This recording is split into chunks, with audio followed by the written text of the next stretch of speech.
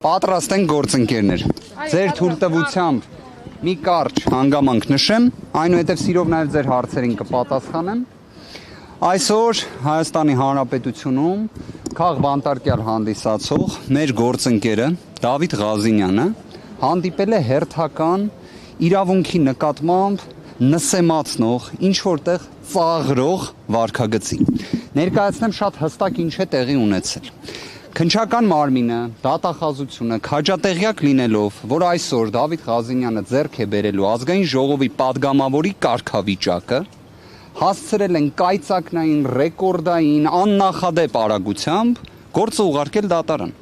Այն պարագայում, որ բոլոր տվյալները փոխանցվել էին թե քննչականին, թե դատախազությանը։ Դուք տեղյակ եք, որ Դավիթ Ղազինյանը անձամբ ներկայացել էր նախաքննական մարմնին, երբ դեռ նույնիսկ կենտրոնական ընտրական հանձնաժողովի որոշումը չկար։ Դուք տեղյակ եք, որ Դավիթ Ղազինյանի դեպքում դատարանը միակ ռիսկը, որ տեսել էր մի գործի շրջանակներում, որտեղ նյութ չկա, դա իբրև խոչընդոտելու ռիսկն էր։ Պատկերացրեք նախաքննության ավարտը ինչ է, չէ՞ իրենից ենթադրում, որ այդ ռիսկը ուզես չուզես պետք է նվազի։ Բայց Դավիթ Ղազինյանի դեպքում նաև, չնայած նրան, որ մենք միջնորդել ենք, որ վերջինս հարցաքննվի, որ եթե կա այդ խոչընդոտելու ռիսկը իրենց պատկերացրած, առերեսում տեղի ունենա,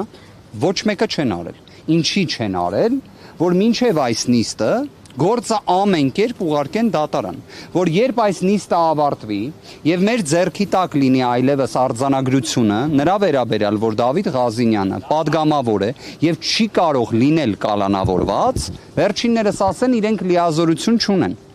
Այսինքն գործը արդեն դատարանում է եւ դատախազը չունի լիազորություն վերացնելու կալանք։ Սա իսկապես ամփոփեմ խոսքս, սա աբսուրդի նոր նշաձող է։